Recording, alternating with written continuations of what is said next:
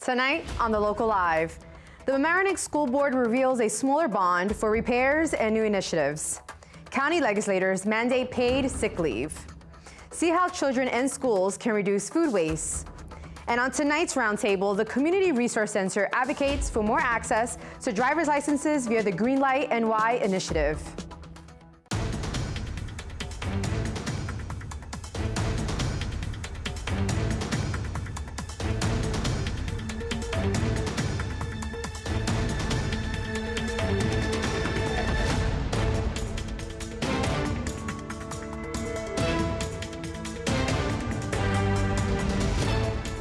Good evening, it's Thursday, October 4th. I'm Alexandra Garcia and welcome to The Local Live.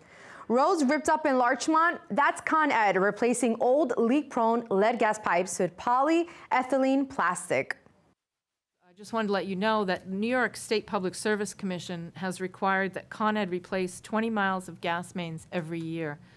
And I also wanted to let you know that something I found out just today is that any time a gas main is exposed, so if we go out to fix a water leak and in exposing the water main, we also expose the gas main, Con Ed then is required to come and replace that main because it's now been dug up and exposed. So there's actually a lot of activity going on in our roadways.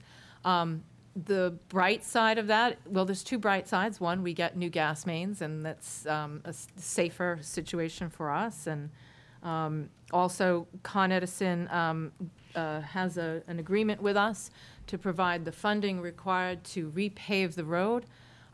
Depending on the road and what work's been done, it's possibly to the center line. Sometimes it's curb to curb. So a lot of the roads where work has been done really were ready for repaving anyway, and now it's going to be paid for by Con Ed. The Mamaroneck School Board on Tuesday mulled revised recommendations for its proposed capital bond. The total is $49 million, or $6 million less than last month. So the total reductions are $4.6 million, which brings our revised recommendations to $49.7 million. We did not have do all the bond calculations, but it will end up reducing the annual debt service by about $450,000 per year, or on an average home in the district by $60 per year.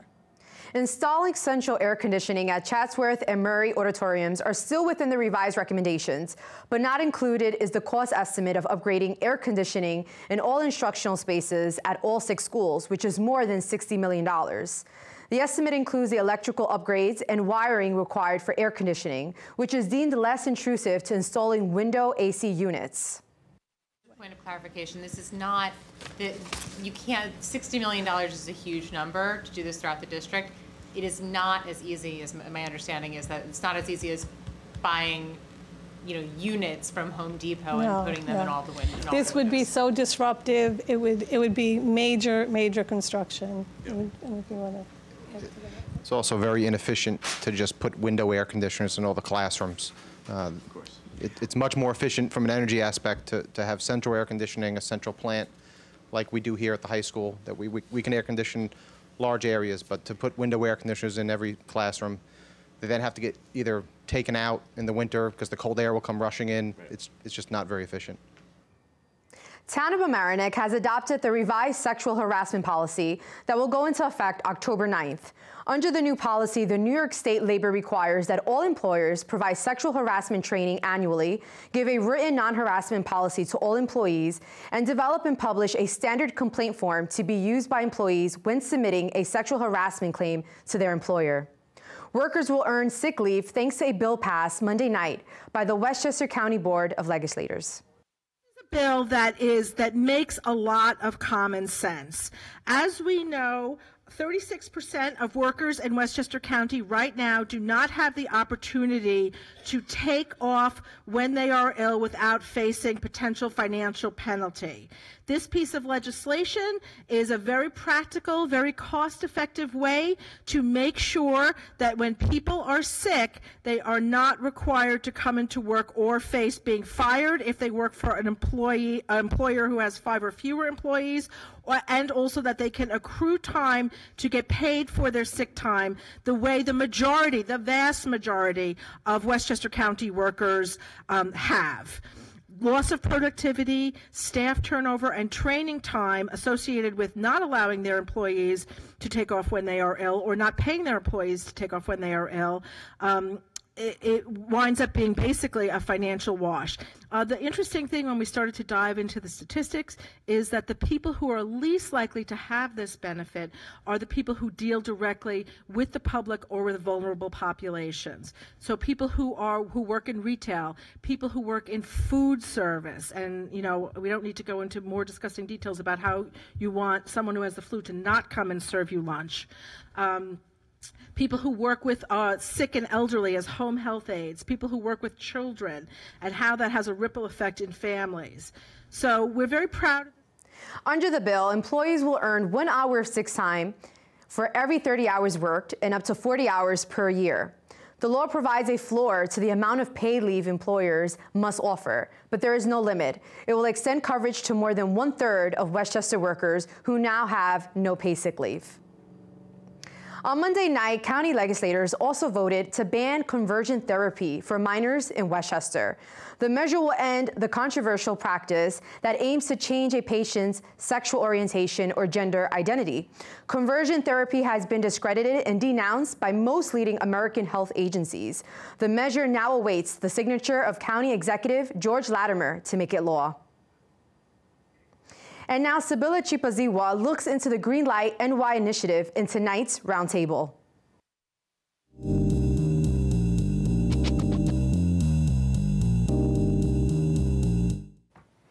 Good evening and welcome to tonight's roundtable. I'm Sibylla Chipaziwa, your host. With 1/4 of its population being Hispanic, the village of Mamaroneck followed Ossining and Port Chester last year in supporting the Greenlight NY initiative. Greenlight aims to give immigrants access to a driver's license regardless of one's immigration status. This will give immigrants access to better jobs, increased road and public safety, and access to insurance, among other things. Tonight, I am joined by 2 members from the Community Resource Center in Mamaroneck, Girandi Martinez, the Executive Director, and Kevin Duarte, the organizer of the CRC Workers Center. We are also joined by Ossining Mayor, Victoria Garrity. Please join in the conversation. The information should be on your screen now. Ladies, gentlemen, thank you for joining me. Thank you for having us. Thank you. So, can you give us a little history about the Greenlight initiative? Sure. So like you said, the Greenlight Initiative, the Greenlight New York initiative is a statewide campaign that is providing access to people to get driver's licenses regardless of immigration status. And obviously that's really important for our communities. So it's a lot of different advocates and a lot of different organizations are involved and elected officials who are trying to get it passed across New York State. So Community Resource Center and here in Mamaroneck, we got really involved with the initiative last year because we realized that it was an incredibly important point for our folks to be able to apply for driver's licenses because they're driving anyway. And, you know, we want, given the political administration, we want to limit the kind of stop and detention if you are driving without a driver's license. We want to promote public safety. We want to make sure that everybody has you know, insurance and has a registered car and is just safe. So we got really involved. We had community members sign petitions. We had about 300 petitions. And then we went to the Village Board of Trustees meeting in 2017 in January, presented the petitions and presented on what Greenlight New York really meant, the campaign. And luckily it was, a resolution was passed in support of the driver's licenses campaign.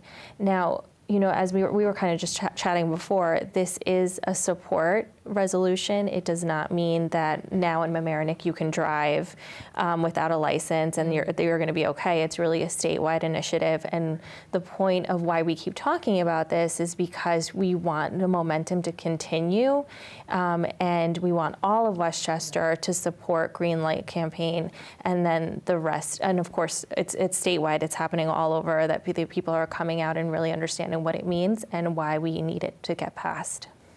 So, Victoria, can you tell us about what happened in Ossining, and I guess why also Ossining decided to hop on the bandwagon, if you will? Sure. Well, it came to us from community members. We have more than half of our population is Latino, and obviously some of our residents are documented and some are undocumented, and most families, or many families, have mixed documentation status within them. So it's a concern for a large number of people in our community.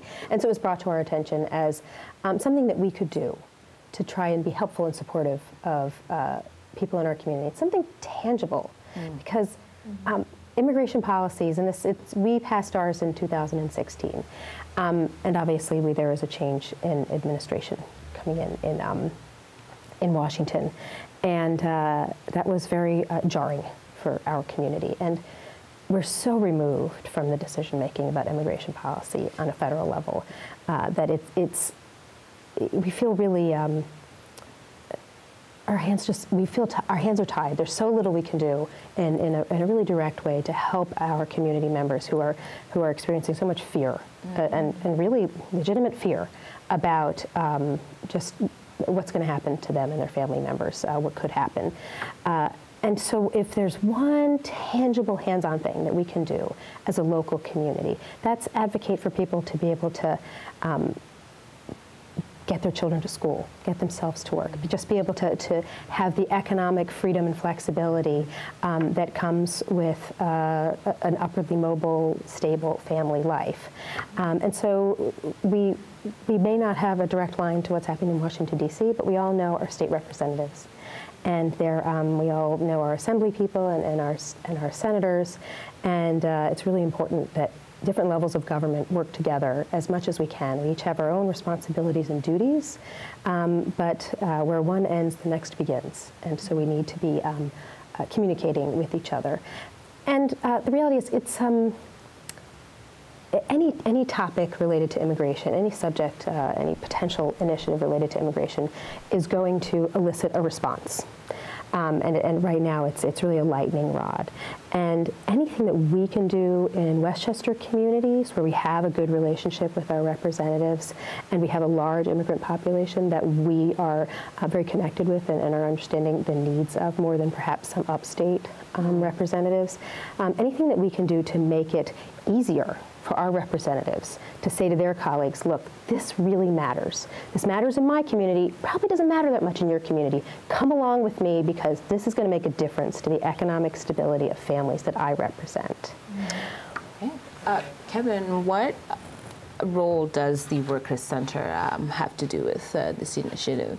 So we mentioned a little bit the right to work, the right to economic mobility, and upward mobility as well for a lot of families. And at the Workers Center, part of my role is to actually help people look for work and become job ready. So it's a little bit of workforce development. And part of my challenge there is that a lot of people physically cannot get to those jobs. And other people do, but they take the risk every single day of driving without the license. And so when I look at it from the perspective of the Workers Center, even if you want to ignore the humanity or the human element for 5 minutes, when you look at it from just a labor and economic perspective, it makes complete sense because you will pass more licenses, which is fees to the DMV. You will get more people insured, which is money to the insurance companies. You will ensure that everyone is insured, that basically give no excuse for not having insurance, which is better for every driver on the road. And you also, more importantly, allow freedom in a country that is so proud of the freedoms that we enjoy that other countries may not enjoy. This is a fundamental freedom, like to drive. That's something that most Americans don't even think twice about. It's something that a lot of us do take for granted. And for some families, including my own, that's something that affects you every single day. And for me personally, it was very scary driving without a license. I used to. I am a DACA beneficiary, so I don't need to anymore. I do get a license in New York State. But once upon a time, I didn't. I just drove. And I would do it to pick up my mother from work because, I wasn't going to let her take the bus on a rainy, snowy day. Duh. I don't think anyone would in their right mind.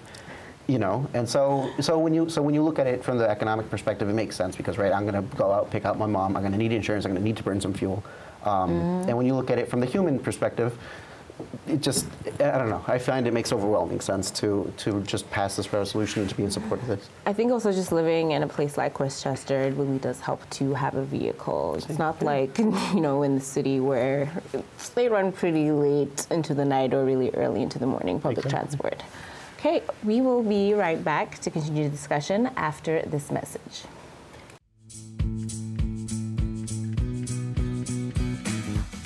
Do you know how to request our services? Just go to lmctv.org.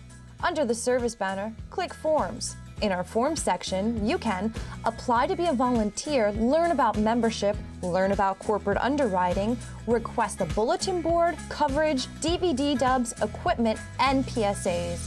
It's all a click away at lmctv.org. And we are back at the Greenlight NY Initiative Roundtable. Again, you can participate in the conversation by calling in or tweeting us or even sending us a quick email. We're going to jump right back into the discussion. Girandia and Victoria, I guess, you know, you can take turns answering this. You mentioned, you know, having community support to drive, you know, to, I guess, bring up attention from local governments to, you know, put this forward in the communities. I mean, can you take us back to that night when, you know, even the proclamation from former Norman Rosenblum was read out? And I guess just the community feeling. I feel like we talk a lot about community and how it drives, or, you know, attempts to drive change, if you will. Yes, so I guess, was it some sort of validation that, you know, people were heard? And obviously it is, like, you know, Kevin was saying, it's kind of important and it is a necessity. Yeah. And to not be insured, to not have a license on top of that, it's kind of risky, so. No, it's true. It actually, last year, it was the first kind of initiative or campaign that our community members really led by themselves because they felt so passionately about it. I mean, we had some leaders in the community just go out and get those 300 petitions. We did some support, but it was really grassroots and community led. So I think it was really gratifying for us to say, hey, like, we took you, we got all these petitions, and our voices were heard, and the resolution was passed. And they were hungry for more. Like, what else can we do to get this passed everywhere else? I think what was challenging for us is that, you know, it is 42 different or other just jurisdictions, so you have to contact all these other mayors and communities and chief of police to support it. And so, and then the initiative kind of lost a little bit of momentum, but now we're happy that it's kind of picking up a little bit more, and that we want to increase support and resolution for the people who are doing it up in Syracuse and Rochester and Buffalo. And I mean, honestly, like, we think transportation is difficult here. Imagine upstate.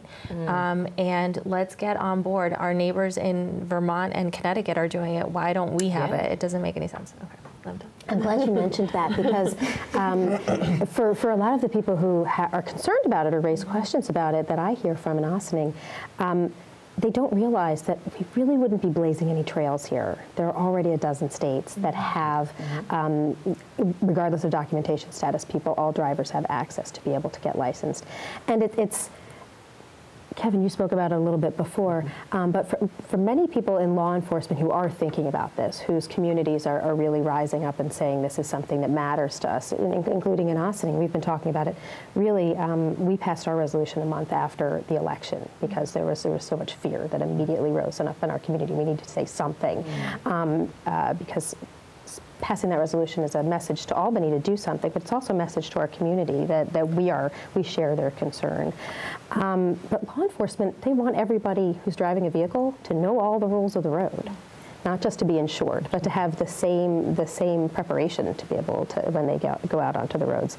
And it takes a lot. If you have a traffic stop and somebody doesn't have a license, it actually just takes a lot more time to process it. So just from a functionality perspective, and if you mentioned if you take the humanity out of it for a moment, if that's not even your concern, from the perspective of how our local government functions for the benefit and our law enforcement functions for the benefit of the whole community, if there is a large portion of our community that is scared to seek help, if a crime has been committed against them or something that they've witnessed, if they don't feel safe to be able to help with an investigation, that makes the whole community much less safe. So every time we have an opportunity on a local level to reinforce to our community, we are not the immigration authority. We are here to protect the people of the village of Ossining, and I'm sure that other municipalities have tried to express similar sentiments. It's a very hard message to get through on a local level, because on a federal level, that it's, obviously the most frightening things that we see are the videos of families who are being separated down at the border and also right here in our communities.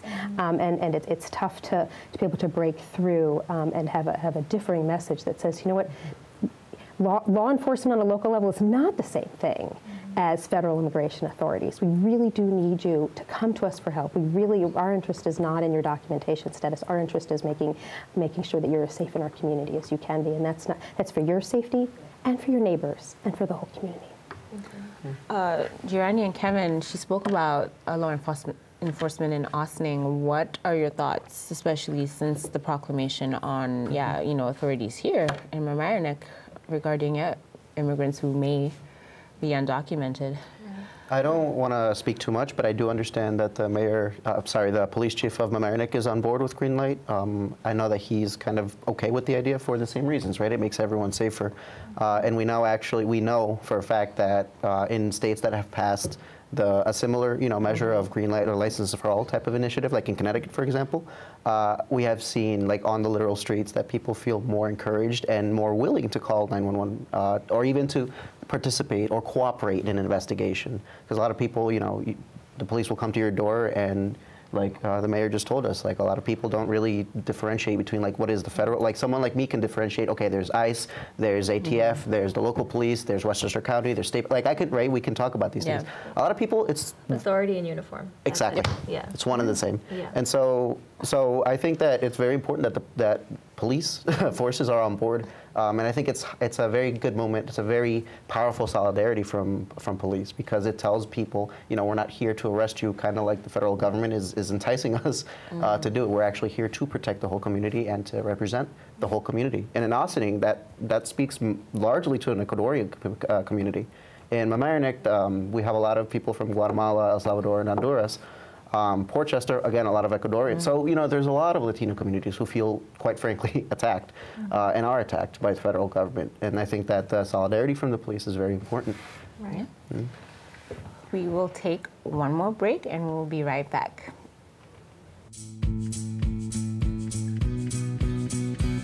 Did you know that if you missed the last government meeting, you can watch it on our website? Just go to lmctv.org, click on videos, then click on municipal meetings, scroll down to find the meeting you want, or use the search function in the upper right corner and type in the name or date of the meeting. Then watch. You can see the full agenda and jump to a specific agenda item. It's all a click away at lmctv.org. We are back discussing the Greenlight NY initiative. We have a question.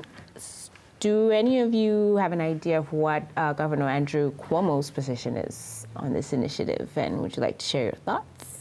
You want to take that? Go ahead, Jondi. Okay. Well, I was wondering if you could take it, because you may know.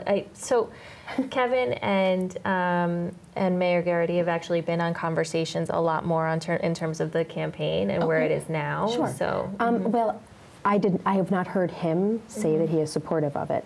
However, about a month ago, Kathy Hochul participated in a debate, and she stated that both she and Governor Cuomo are supportive of the legislation. And that is critically important. That was how it got derailed under Governor Spitzer a few years back. And this election, November 6th, will be really, really instrumental in determining this legislation. In fact, in some races where it's there's some contentious races. This is a topic that's being brought up. I understand they said it's the number 2 topic that gets brought up, that to be a divisive topic. It's a wedge issue in some races. I mean, we're not seeing that in our district, but in some districts they might be. And so we hope that Governor Cuomo would actually follow through with that if it's brought to him. But really it has to get through. The Assembly has been supportive of it. It's really what's going to happen in those Senate races. It's so close to having Democratic leadership, and we'll find out after November 6th if it's reintroduced in the new year, the likelihood of it being passed. Yeah. Again, going back to the atmosphere, you know, when President Donald Trump became president-elect and, you know, these things were moving forward or, you know, becoming a hot topic and people being aware in the communities, I think you mentioned that there was a bit of a lull after the fact in, you know, pushing the initiative forward. I mean, what are your thoughts on that, and why has it picked up again, you think? And what are, you know, what is Ossining doing? Does it have a similar body like the Community Resource Center? And I know, Kevin, you mentioned what you do with the Workers Center, but what is CRC doing as a whole? Sure.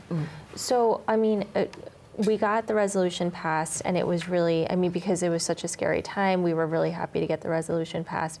And then the lull was because it was really political.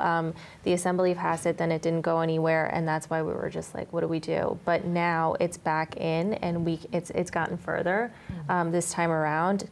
There's a new there's a new senator and co-sponsors who now have it. So we really want to continue to push it, and that's why this election is so critically important.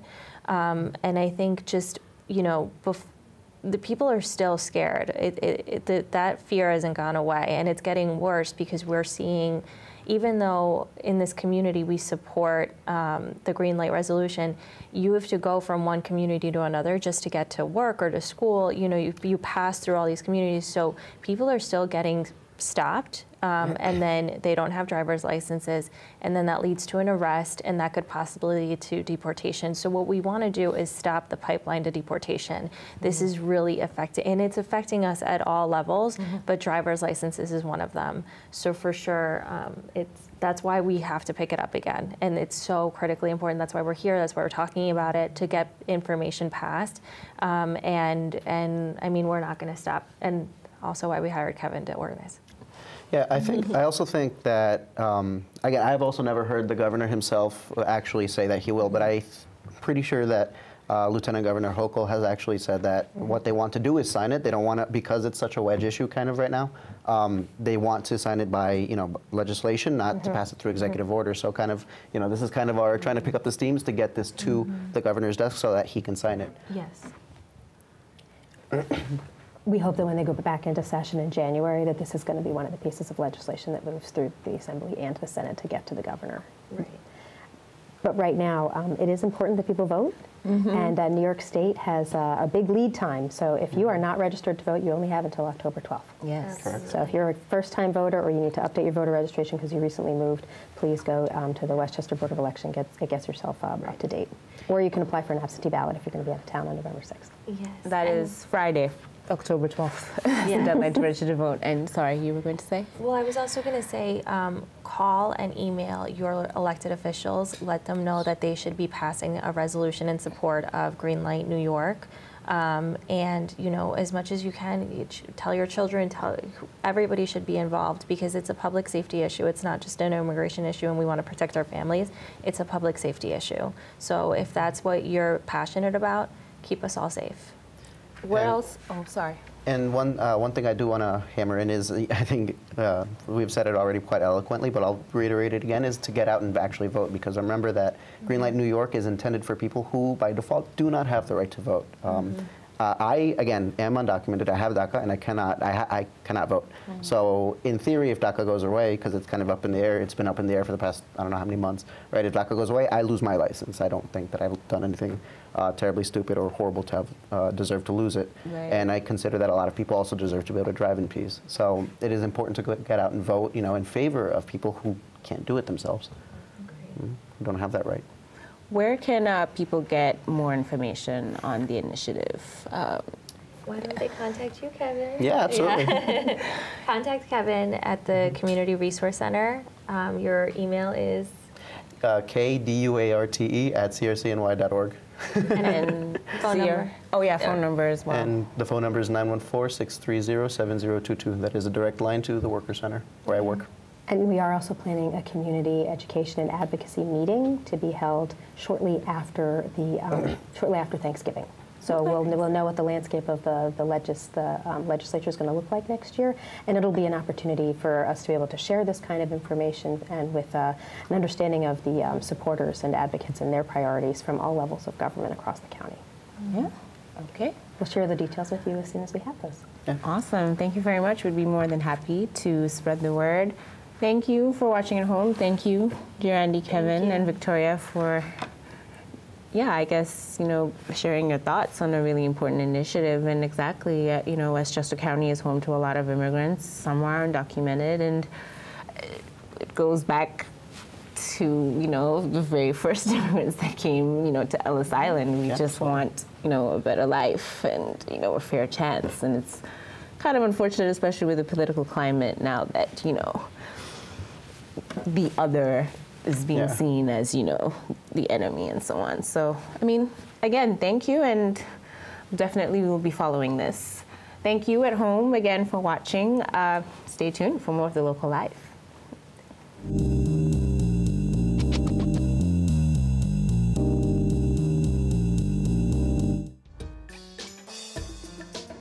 I watch The Local Live so that I can ask questions about my community. Caller, go ahead. I watch so I can find out what's going on the go.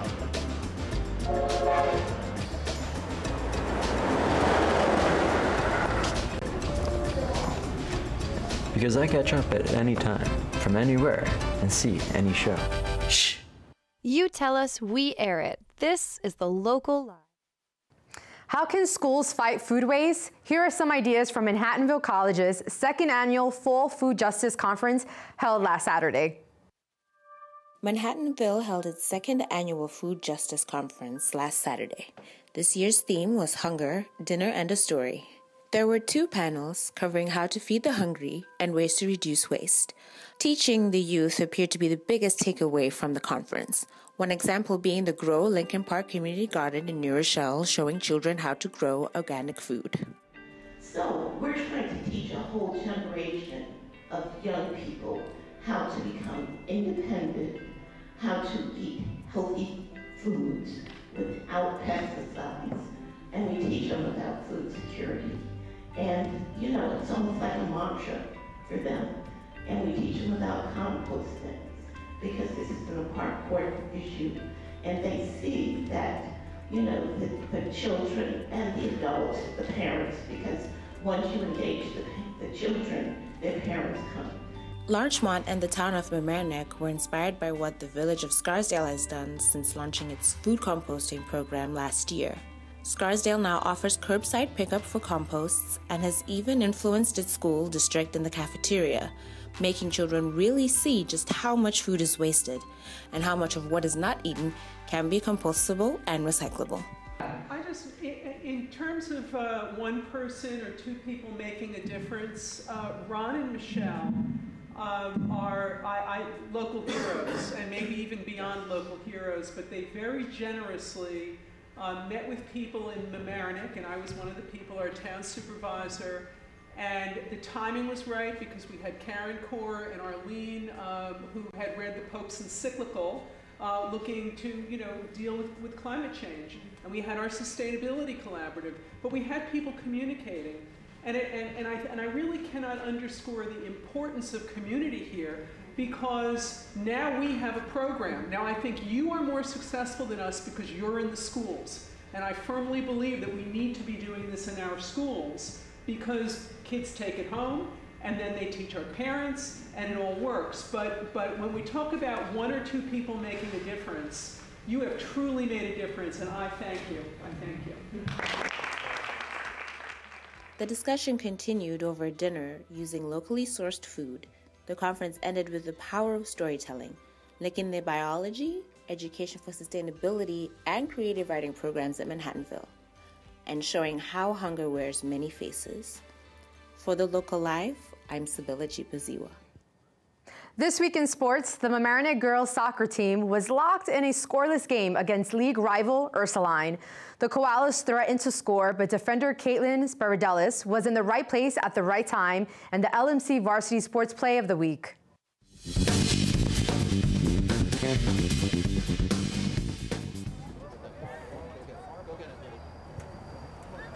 Deutsch toward the box, and it's cleared. And it's still in the box, and they nearly score, but a great play by Spiridelis with a save on the line, as that would have been a goal, but Spiridelis cleared it as it got by Deutsch, but Spiridelis with a kick save by the defense, and it is still 0-0.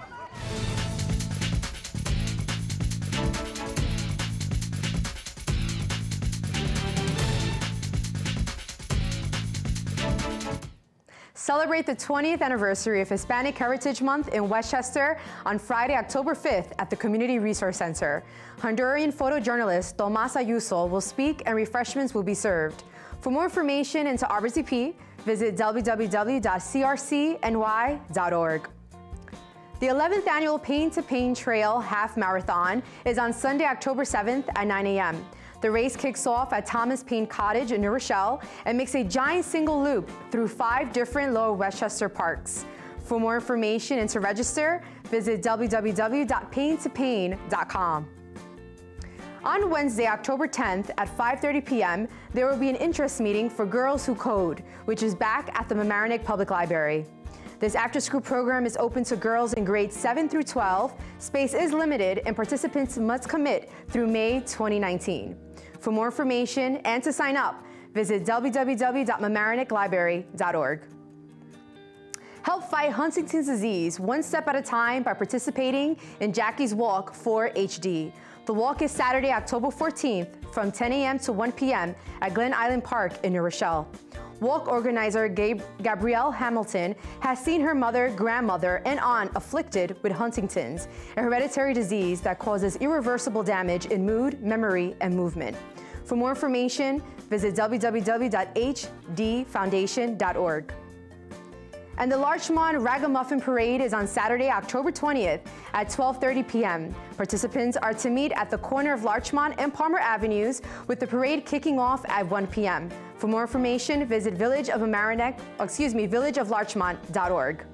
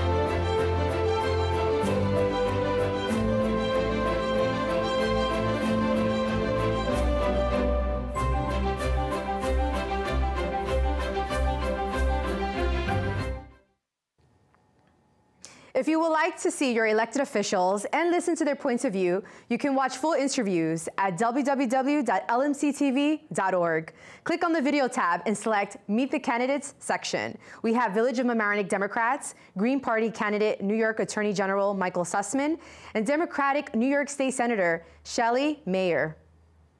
The fundraising drive around a mural in our town center studio continues. We plan to use the funds toward a production van, which will give LMC TV the ability to broadcast community events live, on location, and more. Thank you to all who have donated. The mural is still missing some pieces. Individuals as well as groups can help by visiting lmctv.org/communitymural. We would like to thank local artist Jamie Lynn at Made, an art studio in Mamaroneck, for creating a beautiful community mural. Place your piece in this mural by contributing to LMC TV, the community connection that brings you local board meetings, varsity sports, and your local news. Please contribute to this community mural by going to our website and clicking on Donate. Each contributor will be listed next to the mural when it is complete. We value your appreciation of what we do. Become a single donor or as a group, go to lmctv.org. The only piece missing is you. You can now reserve time and space to record a podcast. LMC TV staff have just launched their own LMC Cast. Have a listen at lmctv.org/podcast. You can also learn how we can help you produce your own show. Thank you to all who have expressed interest in this exciting and growing medium. There will not be a new episode of The Local Live next week, October 11th. LMC TV staff will be off to Schenectady, New York for the Alliance for Community Media Northeast Conference and Trade Show. This will give us a chance to learn more about thriving in today's ever-changing media landscape. Plus, News Director Sibylla Chipaziwa, Studio Manager Dina Schumacher, and Executive Director Matt Sullivan will be panelists in 2 workshops. Stay tuned for the show on October 18th, where we'll give you a peek into what LMC TV staff got up to at the conference. We love hearing from our viewers. Email comments, inquiries, and even news tips, pictures, and videos to locallive@lmctv.org. Remember, if you ever miss Thursday's live broadcast, you can catch replays of the Local Live twice a day on this channel and find story clips on our YouTube channel. Monday, October 8th is Columbus Day. It's also Indigenous Peoples Day, which was first celebrated in 1992. Thank you for watching the Local Live. I'm Alexandria Garcia, and we'll see you in 2 weeks. Have a good night.